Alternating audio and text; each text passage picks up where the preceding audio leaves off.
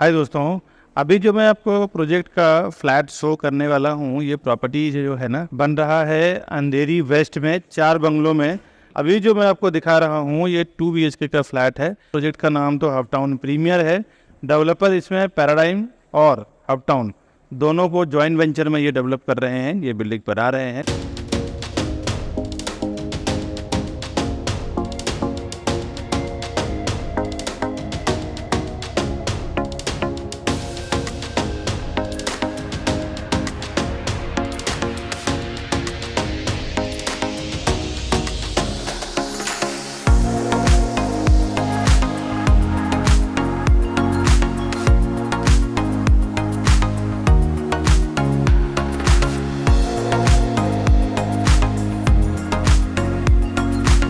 हाय दोस्तों, मैं Vikas Barnwal, authorise channel partner of builder and property consultant. हम लोग 0% ब्रोकरेज में काम करते हैं। और आइए जिस प्रोजेक्ट का मैंने दिखाया है उसका फ्लैट देखते हैं, साइजिंग, प्राइसिंग, PDF और वीडियोस के जरिए। फिर आगे और डिटेल कनेक्टिविटी, साइजिंग सब जानेंगे, साथ ही साथ क्या एमिनिटीज है वो सब भी जानेंगे। आइए अभी मैं 2 BHK आपको दिखाता हूँ कि किस टाइप का इसका है। यहाँ से इसका 2 BHK का प्रॉपर्टी स्टार्ट हो रहा है। इस तरफ इसका डाइनिंग एरिया दिया हुआ है। यहाँ पे 7 से 8 टेबल का आप डाइनिंग रख सकते हैं। और यहाँ पे इन्होंने सोफ़ा सिटिंग और TV यूनिट का ये पूरा जो जगह बनाया है, ये लिविंग एरिया बनाया है। इन्होंने 2 पार्ट में डिवाइड कर दिया है, उस तरफ का डाइनिंग और इस तरफ का लिविंग। इसके बाद दोनों साइड से आपको मैं दिखा रहा हूँ, विंडो के साइड से भी। सामने का व्यू आप देखें तो स्ट्रेट आपको कोकिला बहन धीरूभाई अंबानी हॉस्पिटल का व्यू मिल रहा है। हायर फ्लोर से देखेंगे तो ये हॉस्पिटल आपको पड़ेगा नहीं, और बैक साइड में तो सीधा वर्सोवा का व्यू आपको मिलता है। और यहाँ से एक बेडरूम आपको राइट हैंड साइड पे मास्टर बेडरूम है। मास्टर बेडरूम अटैच्ड वॉशरूम यहाँ पे आप देखें तो इस तरफ आपको वॉश बेसिन मिलता है, इस तरफ कमोड, और इस तरफ आपको बाथ एरिया मिल रहा है।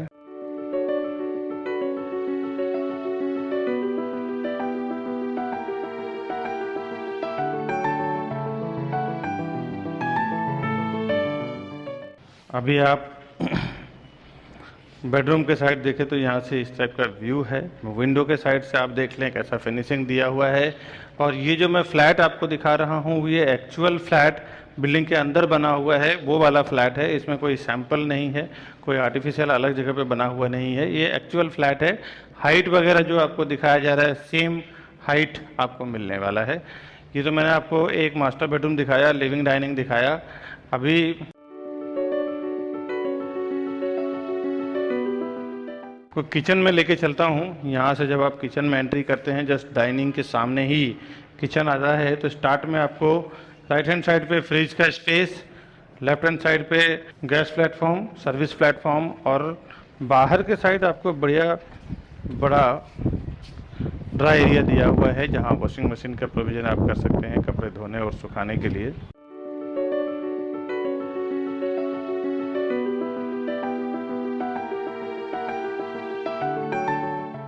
यहाँ पे आपको स्टार्ट में ही फ्रिज का स्पेस मिल रहा है। और डाइनिंग एरिया किचन के बाद आपको दूसरा मास्टर बेडरूम, यानी कि दोनों यहाँ पे आपको मास्टर बेडरूम ही दिया हुआ है। यहाँ पे कॉमन बेडरूम का कोई प्रोविज़न नहीं है और एक्स्ट्रा वॉशरूम का कोई प्रोविज़न नहीं है, दोनों मास्टर बेडरूम दिया हुआ है।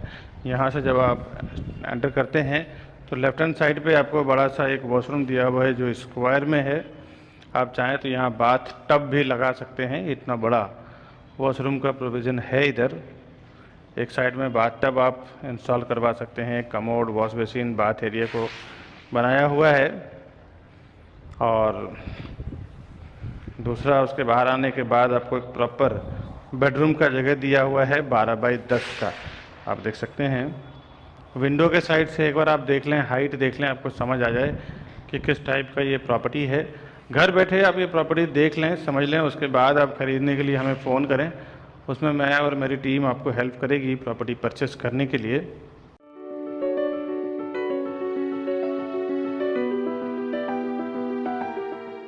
ये मैंने आपको 2 BHK दिखाया है।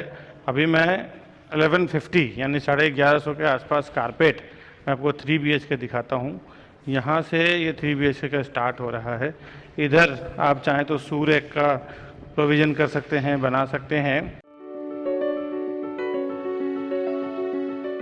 वहाँ से आपको इस तरफ डाइनिंग का एरिया मिलता है।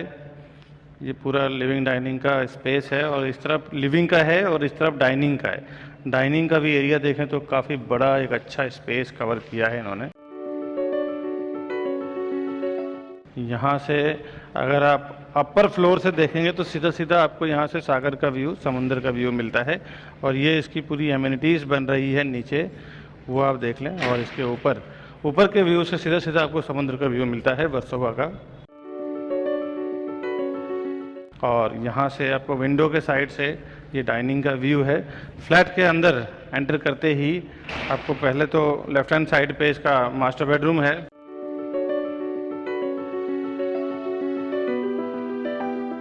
यहाँ पे आपको वॉशरूम दिया हुआ है। वॉशरूम का पैटर्न ऐसा है कि एंड में आपको बाथ एरिया दिया हुआ है, उसके फिर पहले आपको कमोड, उसके पहले ही वॉश बेसिन, स्टार्ट में आपको वॉश बेसिन दिया हुआ है। और अंदर भी इतना बड़ा जगह है यहाँ पे कि आप बाथ टब लगा सकते हैं।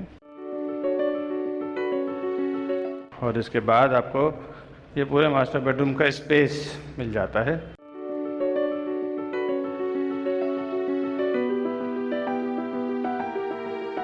अभी विंडो के साइड से, यहाँ से भी आप अगर हायर फ्लोर पे घर लेते हैं तो आपको समुद्र का व्यू मिलता है, सी फेसिंग व्यू मिलता है। और ये पूरा इसका साइज़ की बात करूँ तो 10.5 बाई 12.5 12.6 बाई 10.3 इसका कारपेट है मास्टर बेडरूम का। इसके बाद मैं आपको लेके चलता हूँ 2 और बेडरूम, जो 3 BHK में 3 बेडरूम हॉल किचन का घर रहता है। तो अब मैं आपको लेके चलता हूँ यहाँ से किचन की ओर। किचन देखते हैं कैसा है इनका। ये इसका किचन है, आप देख सकते हैं किचन की लग्जरी कितना बढ़िया मेंटेन किया है इन्होंने। 2 टाइप का तो पहले प्लेटफॉर्म दिया है। स्टार्ट में आपको यहाँ पे फ्रिज का स्पेस दिया है, सर्विस प्लेटफॉर्म, गैस प्लेटफॉर्म। उसके बाद यहाँ पे एक यूटिलिटी एरिया दिया हुआ है। यहाँ पे भी आप वॉशिंग मशीन रख सकते हैं। वॉशिंग मशीन का प्रोविजन, इलेक्ट्रिसिटी का पॉइंट और टैब और वाटर एग्जिट का दिया हुआ है।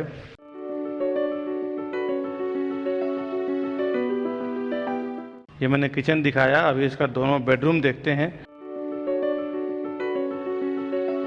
2 मास्टर बेडरूम है और एक कॉमन। यहाँ से ये दूसरा बेडरूम स्टार्ट होता है और दूसरा बेडरूम स्टार्ट होते ही सामने आपको वॉशरूम मिलता है मास्टर बेडरूम का। और इसमें भी प्रोविज़न सेम है, यहाँ पे बेसिन, कमोड और लास्ट में बाथ एरिया दिया हुआ है।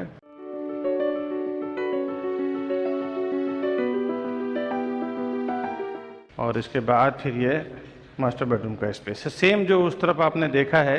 ये 11 by 13.5 2 inch 3 inch come 11 by 13.3 ये इसका कारपेट एरिया है। हायर फ्लोर से इसका व्यू जो आता है बहुत ही खूबसूरत आता है। विंडो के साइड से ये पूरा बेडरूम आप एक बार देख लें।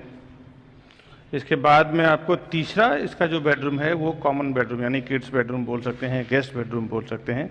कॉमन बेडरूम यानी इसमें अटैच्ड वॉशरूम नहीं है। 2 आपको मैंने किचन दिखाया, एक मास्टर बेडरूम और स्टार्ट में एक मास्टर बेडरूम दिखाया। अभी इसका कॉमन बेडरूम देखते हैं किस तरह का है। कॉमन बेडरूम में ये जो स्पेस आपको एक्स्ट्रा वॉश बेसिन का स्पेस दिया हुआ है, वॉश बेसिन यहाँ लगाया हुआ है।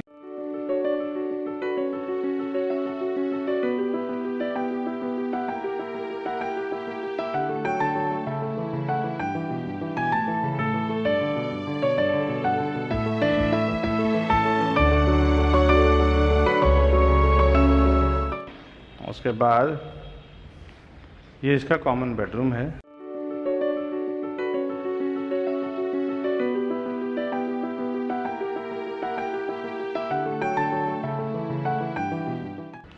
और यहाँ से आप विंडो के साइड से देखें, बाहर तो आपको सेम वही सागर का व्यू, समुद्र का व्यू मिलता है। और ये पूरा इसका कॉमन बेडरूम का साइज है, मास्टर बेडरूम के साइज़ का ही है, सिर्फ फ़र्क इतना ही है, इसमें कोई बड़ा छोटा नहीं किया है इन्होंने, सिर्फ वॉशरूम इसमें अटैच नहीं दिया हुआ है। एक बार फिर से अंदर से पूरे में 3 BHK का व्यू दिखाता हूँ, कितना लग्जरियस प्रॉपर्टी है ये।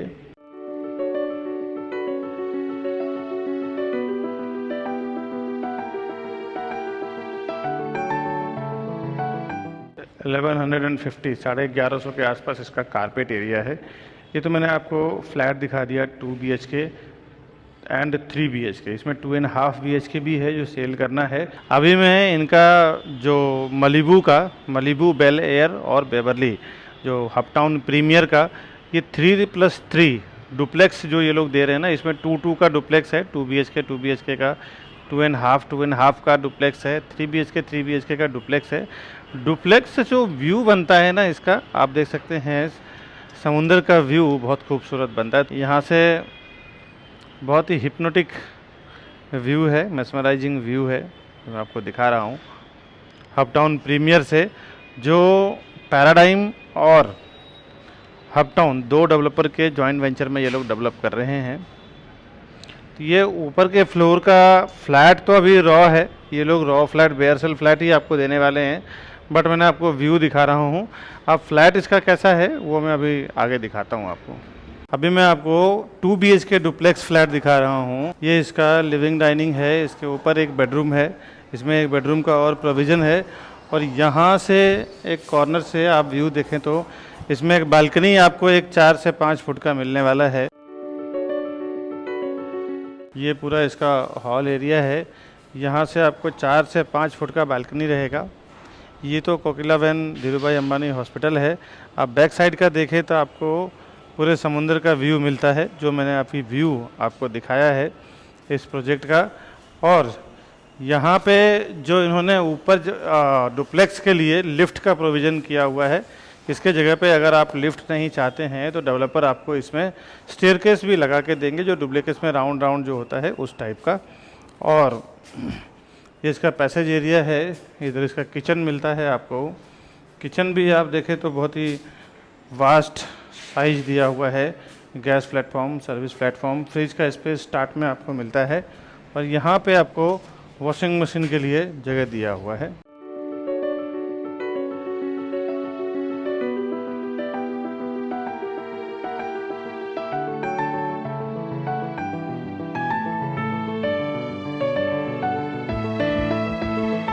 ये इसका वॉशरूम है,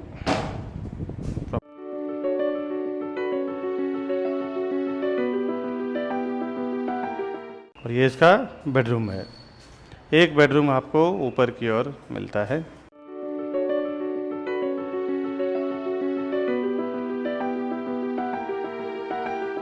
इसको दिखाते हुए एक बार अंदर से बाहर तक आप देख लें। यहाँ पे आप कबर्ड का स्पेस वगैरह कुछ वार्डरोब का बना सकते हैं, या डाइनिंग टेबल एरिया बना सकते हैं। यहाँ से एक स्पेस, ये एक्चुअल आपको बिल्डिंग के अंदर डुप्लेक्स बना हुआ है, वो मैं आपको दिखा रहा हूँ। इसमें कोई चेंजेस नहीं है हाइट वगैरह में। अभी मैं इसका पैसेज का क्या स्टाइल है वो दिखा देता हूँ। इस तरफ इसका बड़ा स्टेयरकेस है,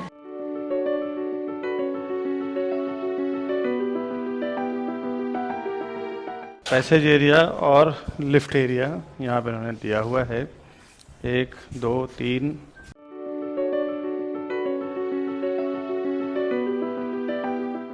लिफ्ट और 2 स्टेयरकेस का प्रोविज़न किया है इन्होंने। अभी मैं अपटाउन प्रीमियर का जो कंस्ट्रक्शन कंप्लीट हो गया है, बेवरली, बेल एयर और मलिबो, वो मैं आपको दिखा रहा हूँ कि आप देख सकते हैं स्लैब 2 विंग का कंप्लीटेड है। तीसरा जो मैं बात कर रहा हूँ बेल एयर का, वो भी अंडर कंस्ट्रक्शन है। जो बाहर से कंस्ट्रक्शन कौन से स्टेज पे है वो मैं आपको दिखा दूँ, एक बार समझ आ जाए कंस्ट्रक्शन। उस तरफ का आप देख सकते हैं जो अभी तक स्लैब पूरा कंप्लीट नहीं हुआ है वो बेल एयर का है, और ये जो स्लैब कंप्लीट हो गया है ये मलिबू और बेवरली का है। 3 विंग का कॉम्प्लेक्स है ये, करीबन सब मिला के 500 से 600 फ्लैट का कॉम्प्लेक्स है ये।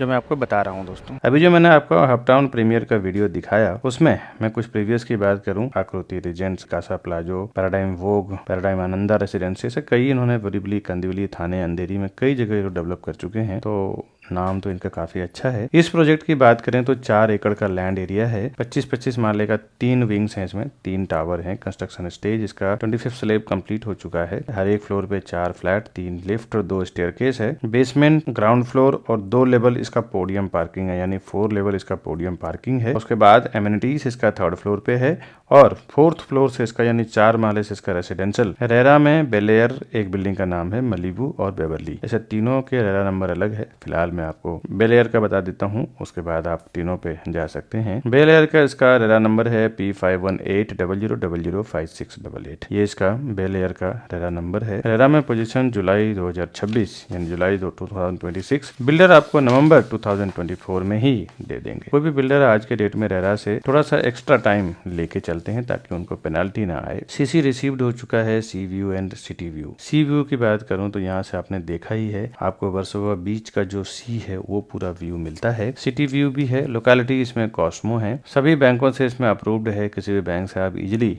लोन ले सकते हैं, जहाँ पे भी आपका सर्विस अकाउंट हो, बिजनेस अकाउंट हो। एमिनिटीज, सारे एमिनिटीज ये इसमें दे रहे हैं, जिसमें swimming pool, the gazebo, urban modern gymnasium, jogging track, indoor games, arcade, recording studio, preview theatre, business lounge reading, multipurpose court, central lawn, spa and salon, banquet hall, kids play area, सारे जो world class amenities सारा कुछ इसमें ये दे रहे हैं। 2 से 10 minute के अंदर आपको ट्रैवलिंग डिस्टेंस की बात करूं, Manish Nagar police station, Versova metro station, Podar jumbo kids pre school, Gyan Kendra secondary high school, KDA nursing college, काकेदा होटल रेस्टोरेंट, टवे restaurant, Starbuck coffee shop, Kokilaben Dhirubhai Ambani hospital, ICICI bank, supermarket, vegetable market, auto stand, bus stop, chemist, मंदिर, ये सब आप 2 से 15 minute के walking distance पे पहुंच जाते। कॉन्फ़िगरेशन इसमें 2 BHK, 2.5 BHK और डुप्लेक्स भी इसमें बनाया हुआ है। 2 BHK की बात करूं जिसमें 728 और 762 यानी 728 और 762 स्क्वायर फुट का फ्लैट्स हैं। फ्लैट कॉस्ट 282 यानी 2.82 CR से लेके 3.51 CR तक है, यानी कि 2,82,00,000 से लेके 3,51,00,000 तक का प्राइस है, जिसमें एक डेडिकेटेड पोडियम पार्किंग आपको इसमें मिलने वाला है। 2.5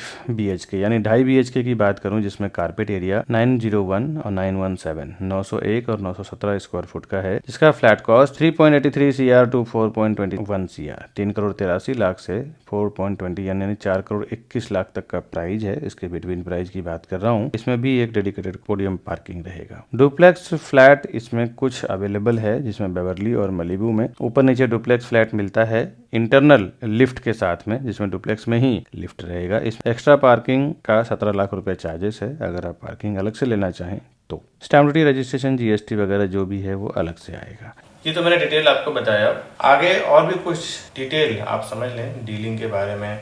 बिल्डर जो कंस्ट्रक्शन डिसाइड करते हैं, क्या प्राइसिंग डिसाइड करते हैं, उसके लिए टेक्निकल नॉलेज आपको होना जरूरी है।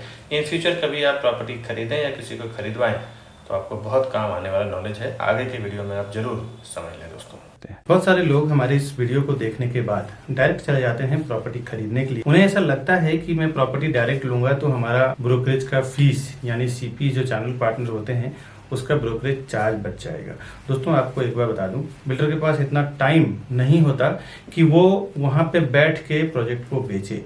क्या क्या चीजों को वो इंक्लूड करते हैं जब कोई भी फाउंडेशन वो डालते हैं ना किसी प्रोजेक्ट का है, तो एक नई कंपनी बनाते हैं ज्वाइंट वेंचर में या फिर खुद की CA के द्वारा, और उसके बाद क्या क्या चीजें कैलकुलेट होता है एक प्रोजेक्ट को सेल करने के लिए, वो आज आप ध्यान से समझें। पहले तो लैंड का प्राइस कैलकुलेट होता है, उसके बाद जो CA के चार्जेस होते हैं, इंजीनियर का चार्जेस होता है, आर्किटेक्ट का चार्जेस होता है, साथ ही साथ ये सब होने के बाद फिर वो कंस्ट्रक्शन होगा। उसके लिए एक कॉन्ट्रैक्टर को कॉन्ट्रैक्ट दिया जाता है, चलो इस कंस्ट्रक्शन को पूरे बिल्डिंग को कंप्लीट करेंगे और बना के उसको हैंडओवर। साथ ही साथ म्युनिसिपल कॉर्पोरेशन MBMC होती है, BMC होता है, TMC होता है, कहीं ग्राम पंचायत होता है। तो ये सारों जो गवर्नमेंट बॉडी जहाँ पे काम करती है, गवर्नमेंट अथॉरिटी जहाँ पे काम करती है, वहां से परमिशन लिया जाता है। ये तो बेसिक बिल्डिंग और कंस्ट्रक्शन का खर्चा हो गया। इसके बाद ऑफलाइन मार्केटिंग, जो हाईवे पे होर्डिंग्स लगता है, बोर्ड लगता है, उसका पैम्पलेट्स होते हैं, उसका उसका ब्राउज़र होता है, उसका ऑनलाइन मार्केटिंग में जिसमें वेब पोर्टल्स होते हैं, जो प्रॉपर्टी पोर्टल्स होते हैं, जिसमें मैजिक ब्रिक, 99 एकड़ हाउसिंग, ये सब जो पोर्टल्स होते हैं। इसके बाद एजेंट मार्केटिंग की बात करता हूँ, जो रियल एस्टेट एजेंट यानी चैनल पार्टनर्स या प्रॉपर्टी डीलर्स को जो ब्रोकरेज दिया जाएगा, वो भी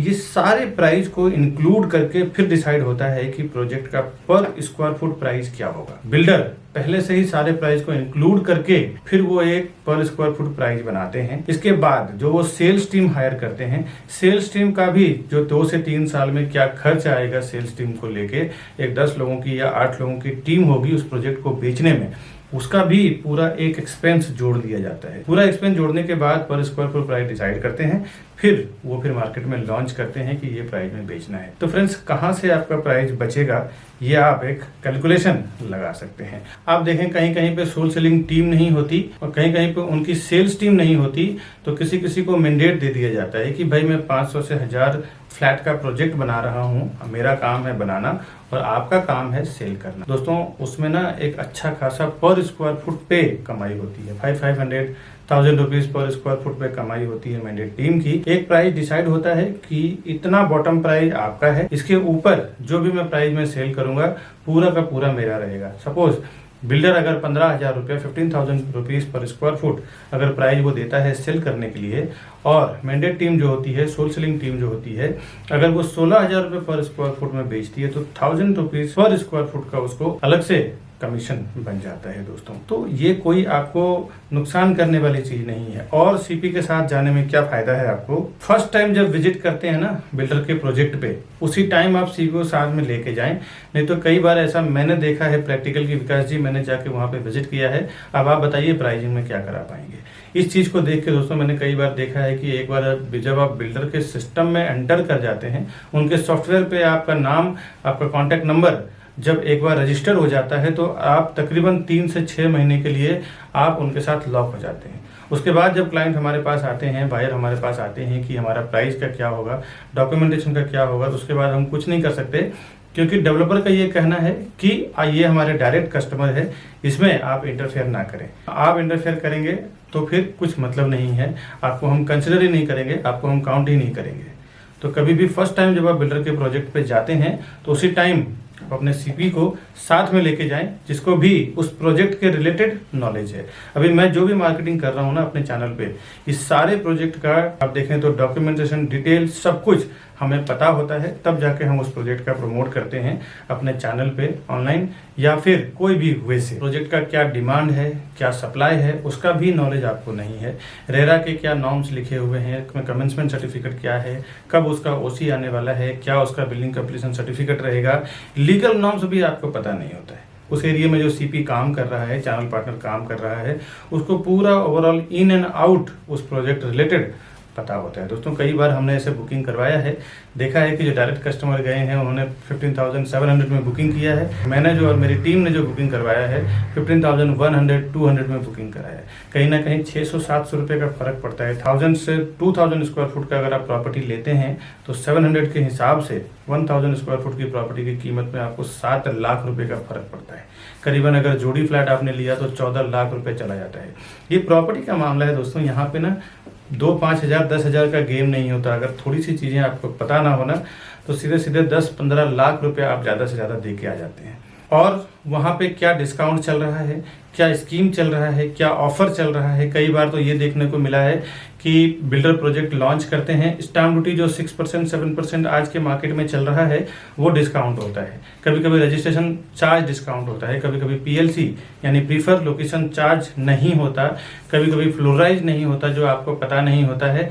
बोर्ड पे लिखा होता है स्टाम्प ड्यूटी डिस्काउंट है, बट अब आप जाते हैं तो उसके डिस्काउंट का टाइम खत्म हो चुका है, अभी आपको स्टाम्प ड्यूटी भरना पड़ेगा, स्टाम्प ड्यूटी पे करना पड़ेगा और उसके नाम पे फिर आपसे 5 से 10 लाख रुपए ज़्यादा ले लिया जाता है।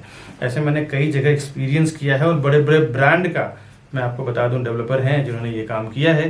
मैं ब्रांड का नाम नहीं लेना चाहता ऑनलाइन, नहीं तो मेरे ऊपर काफ़ी रिस्क हो चुकी, काफ़ी सारे केसेस भी चल रहे हैं, तो मैं ब्रांड का नाम तो नहीं लेना चाहता, लेकिन जनरल सी बात बताता हूँ। बड़े बड़े ब्रांडेड डेवलपर की बात कर रहा हूँ जिन्होंने स्टाम्प ड्यूटी डिस्काउंट बोल के कस्टमर से स्टाम्प ड्यूटी का पैसा ले लिया, फ्लोराइज ले लिया और पीएलसी के नाम पे 4-4, 5-5 लाख रुपया ले लेते हैं ये कि भाई हम आपको फॉरेस्ट फेसिंग में देंगे तो 5 लाख रुपए एक्स्ट्रा लेंगे, हाईवे फेसिंग में देंगे तो नॉर्मल प्राइस में सेल करेंगे। जो कोई इन्वेस्टर्स होते हैं ना, वो जानते हैं एक प्रोफेशनल्स की कीमत। कई बार मेरे जो इन्वेस्टर्स हैं, एनआरआईस हैं, अब्रॉड के हैं या इंडियंस हैं, तो वो कहीं भी ऑफलाइन ऑनलाइन उनको इन्फॉर्मेशन मिलता है प्रोजेक्ट का, तो वो सामने से आके एक बार कांटेक्ट करेंगे कि विकास जी हमने ये प्रॉपर्टी देखा है, आप या फिर आपका कोई सेल्स पार्टनर हो हमारे साथ चलो, हमें वो प्रॉपर्टी परचेस करना है। क्योंकि उनको पता होता है कि एक प्रोफेशनल पर्सन जो हमेशा उस काम को लेके प्रैक्टिस कर रहा है, उसको जो नॉलेज है, उसको जो एक्सपीरियंस है, वो नॉलेज एक्सपीरियंस के साथ काम करेगा। तो आपका काम रोज का प्रॉपर्टी सेल करना नहीं है। आप 10 साल, 20 साल, 30 साल में जो लोग प्रॉपर्टी खरीदते हैं ना, वही डायरेक्ट जाते हैं, कभी सीपी को छोड़ देते हैं, तो कभी जो उनको रास्ता बताते हैं चैनल पार्टनर या ब्रोकर, उनको छोड़ देते हैं और डायरेक्ट चले जाते हैं कि मेरा ब्रोकरेज बच जाएगा।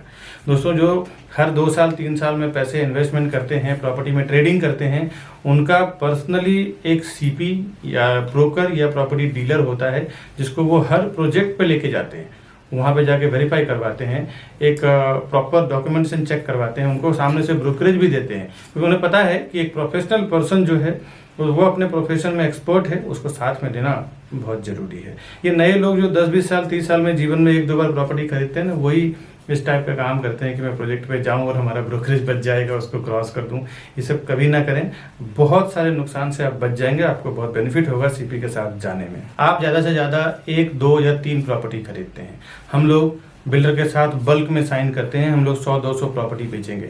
आप बिल्डर को 2 या 3 करोड़ 5 करोड़ का ट्रांजेक्शन कराएंगे, हम लोग 100-100, 200 करोड़ 300 करोड़ दिलवाते हैं। आप एक जनरल सी बात सोचो दोस्तों, बिजनेस माइंडेड लोग, जो ज़्यादा पैसा देता है ना, उसका ज़्यादा वैल्यू होता है। अगर हम 200 करोड़ 300 करोड़ बिल्डर को देने का कमिटमेंट कर रहे हैं, आप 1-2 करोड़ का अगर देने का कमिटमेंट कर रहे हैं, तो आप वो हमें ज़्यादा एंटरटेन करेगा या आपको ज़्यादा एंटरटेन करेगा, ये आप समझने की कोशिश करें। हम जाते हैं प्राइजिंग में, सीधे जो वो प्राइस बोलते हैं उसमें 1000 रुपीज़ 500 रुपये पर स्क्वायर फुट डाउन कर देते हैं कि भाई हम आपको इतना माल बेच के देंगे, इतना प्रॉपर्टी बेच के देंगे, इतना हम टर्नओवर करवाएंगे आपका। बिल्डर भी समझता है कि हाँ ये करवा सकता है, इनके पास इतनी कैपेसिटी है, मार्केटिंग है। वो जो बेनिफिट होता है ना हमें बल्क में बेचने के लिए, वो हम अपने कस्टमर्स को ले जाके देते हैं। दोस्तों, एक बात बता दूं, कोई भी डेवलपर, कोई भी बिल्डर हमें कुछ फ्री में नहीं देने वाला है। हम पूरा का पूरा टीम जो हमारी काम करती है, वो कस्टमर के फेवर में काम करती है।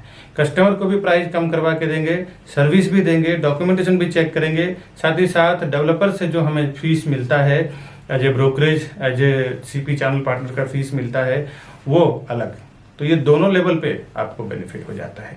एक, आपके साथ एक सर्विस देने वाला पर्सन होता है, दूसरा आप देखें तो डेवलपर को भी एक मोटा पैसा हमारी ओर से 1 पर्सन उसको दिला देते हैं। वो अगर प्रोजेक्ट बेचने में 1 साल लगेगा, तो अगर हमारे जैसे पावरफुल एजेंट्स जो होते हैं, जो 100, 200, 300 प्रॉपर्टी बेचते हैं, जनरली उनको 6 महीने में पूरा प्रॉपर्टी बेच के दे देते हैं, पूरी बिल्डिंग बेच के दे देते हैं। इसके लिए वो हमें ज़्यादा एंटरटेन करेंगे, हमारे से प्राइसिंग पे ज़्यादा नेगोशिएशन करते हैं। आपसे तो बेहतर ही रहेगा, 2-3 प्रॉपर्टी आप खरीदेंगे, हम लोग 100, 200, 300 प्रॉपर्टी सेल करेंगे। इसीलिए हम लोग हमेशा कस्टमर के फेवर में ही काम करते हैं, ताकि कस्टमर अगर प्रॉपर्टी लेगा तो ही हम लोग फिर ब्रोकरेज बिल्डर हमें देगा, या तो हम as a channel partner work करें, एज ए प्रॉपर्टी डीलर, या फिर प्रॉपर्टी कंसल्टेंट। आप हैं तो हम हैं, कस्टमर के लिए ही हम लोग ज़्यादातर काम करते हैं, क्योंकि कस्टमर अगर प्रॉपर्टी का पैसा देगा तो ही ब्रोकरेज हमें मिलेगा, ब्रोकरेज फीस हमें मिलेगा। तो हमारा कमिटमेंट हमेशा ये रहता है कि बिल्डर को तो करना ही है, साथ ही साथ कस्टमर को ज़्यादा से ज़्यादा बेनिफिट कैसे मिल जाए, उससे हमें कई फायदे होते हैं। एक, फ्यूचर रेफरेंस हमारे लिए बढ़ जाता है। वो अपने रिलेटिव दोस्त को जाके बोलते हैं कि आप प्रॉपर्टी प्लाजा और विकास बरनवाल जी के साथ में काम करो, या फिर उनके टीम के साथ में काम करो, आपको बेनिफिट होगा। Demand and supply, in future अगर आप एनआरआईस हैं या फिर आप केयर टेकिंग नहीं कर सकते हैं, तो उसमें भी हमारी पूरी टीम होती है जो प्रॉपर्टी का केयर टेकिंग करना, बाद में रेंट आउट करना, या फिर रीसेल करना हो जब उसका प्राइस एक लेवल पे हाइप हो जाता है तो, या फिर नए प्रॉपर्टी में इन्वेस्टमेंट करना, उसके लिए कुछ एडवाइजिंग हो गया, या नया कोई अर्जेंट सेल प्रॉपर्टी आई तो वो एक नोटिफिकेशन देना।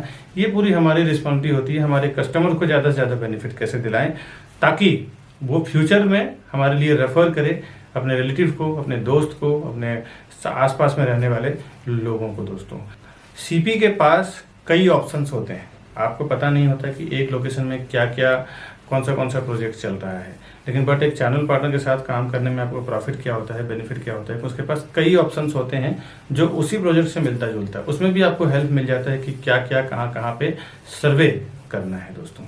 अभी जो हमने प्रोजेक्ट दिखाया आपको, ऐसे में नए नए प्रोजेक्ट हमेशा लेके आते रहता हूँ। आज के वीडियो में बस इतना ही। मिलूंगा नए वीडियो में नए प्रोजेक्ट के साथ, नए कोई अर्जेंट सेल वाली प्रॉपर्टी के साथ। तब तक के लिए हमें दीजिए इजाज़त। नमस्कारम।